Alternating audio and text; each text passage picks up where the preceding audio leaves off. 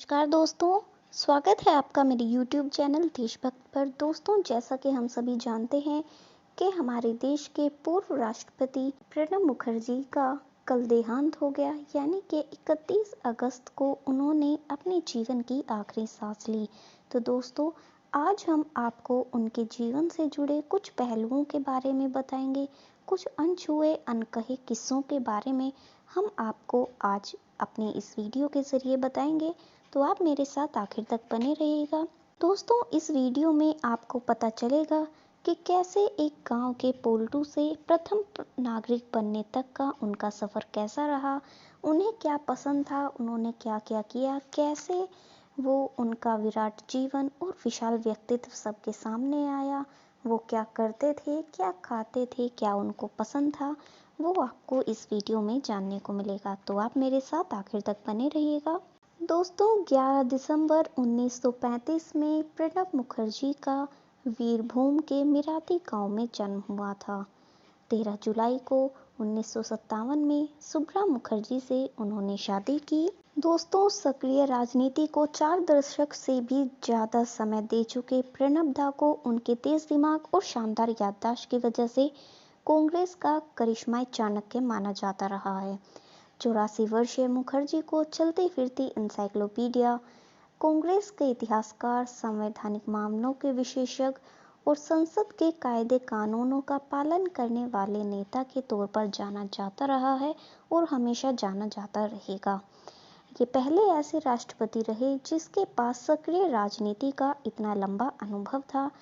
दोस्तों, ऐसे में प्रणब दा का जाना भारतीय राजनीति में रिक्तता का इतना बड़ा शून्य छोड़ गया कि शायद ही कभी उसे कोई भर पाएगा। दोस्तों, अगर बात करें इनकी शिक्षा की, तो इन्होंने एमए हिस्ट्री से एमए राजनीतिक विज्ञान और एलएलबी किया हुआ था।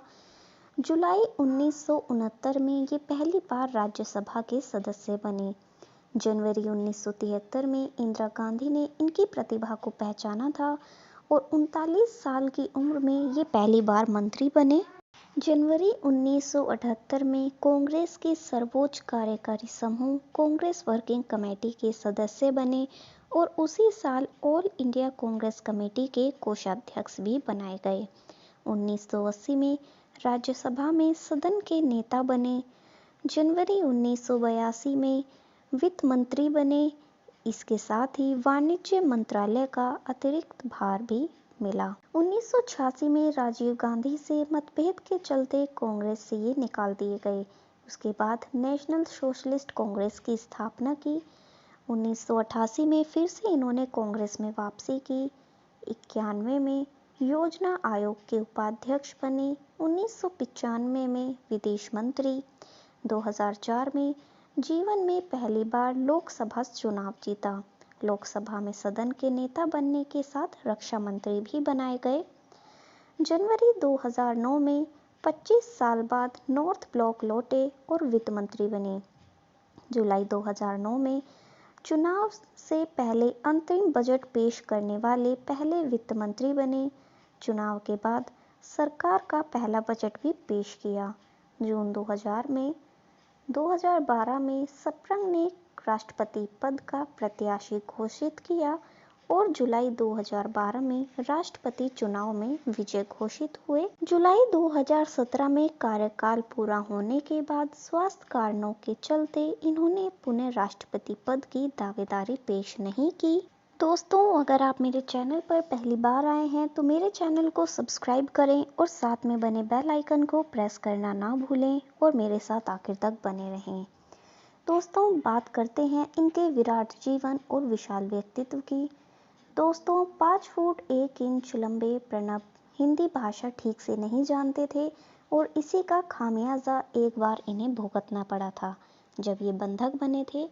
तो दोस्तों, ये किस्सा है 1988 का, जब एक बार प्रणब अपनी कार से पुष्कर गए थे। लौटते समय उनकी कार एक गांव के पास एक साइकिल सवार से टकरा गई थी। सवार गांव के मुखिया का बेटा निकला और स्थानीय लोगों ने प्रणब को घेर लिया।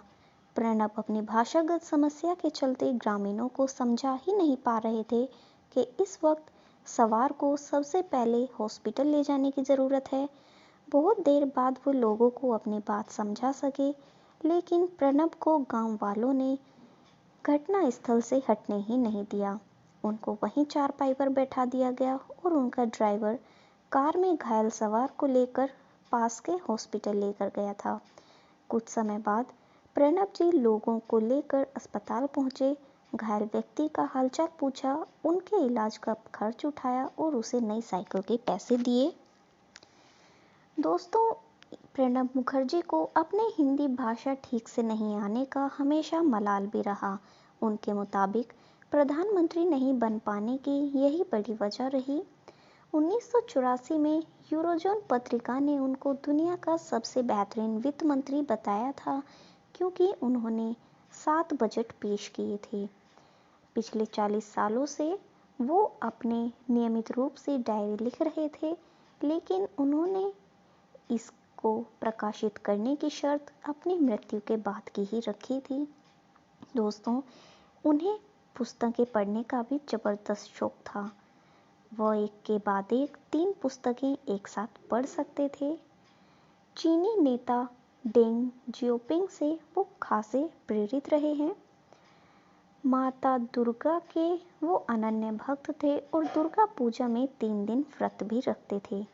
एक इंटरव्यू में उन्होंने बताया था कि उनको सुबह घूमने का भी शौक है और वो अपने 90 मीटर लॉन के 40 चक्कर लगाते थे, जो करीब 3.5 किलोमीटर बैठता था।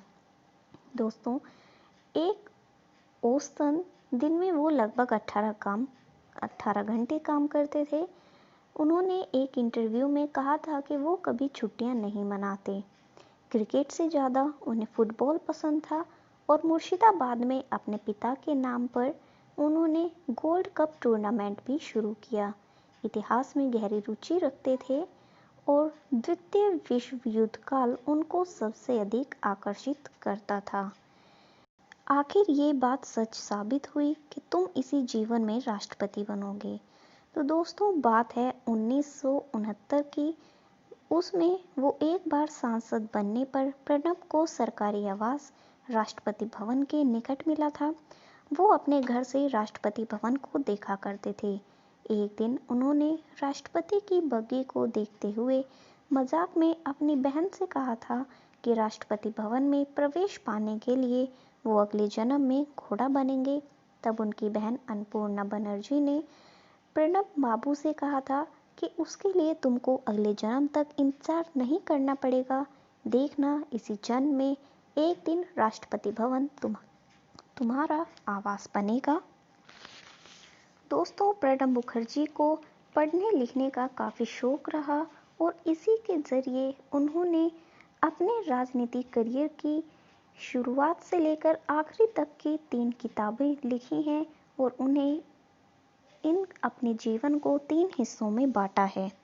दोस्तों, प्रणब मुखर्जी अपनी सफलता, सबसे बड़ी सफलता ये मानते थे कि राज्यसभा में अपने पहले भाषण पर इंदिरा गांधी द्वारा दी गई शाबाशी को वो अपनी सबसे बड़ी सफलता मानते थे। दोस्तों, प्रणब मुखर्जी ने जब अपने जीवन संगिनी का चुनाव किया था तो उस सबसे पहले इन्होंने अपनी बहन अन्नपूर्णा को बताया। फिर उसके बाद दोनों परिवारों की सहमति से इनकी शादी संपन्न हुई थी। दोस्तों, प्रणब मुखर्जी को भारत रत्न और भारत विभूषण, पद्म भूषण से नवाजा जा चुका है। वो एक ऐसे रत्न रहे जिनकी कमी कभी कोई पूरी नहीं कर सकता। दोस्तों, इस वीडियो में फ़िलहाल इतना ही। आशा करती हूँ कि आपको मेरी ये वीडियो पसंद आई होगी। आगे भी मेरे साथ बने रहने के लिए और ऐसी वीडियोस और जानकारी के लिए मेरे चैनल को सब्सक्राइब करें और साथ में बने बेल आइकन को प्रेस करना ना भूलें और मेरी वीडियोस को ज़्यादा से ज़्यादा लाइक और शेयर करें। जय हिंद।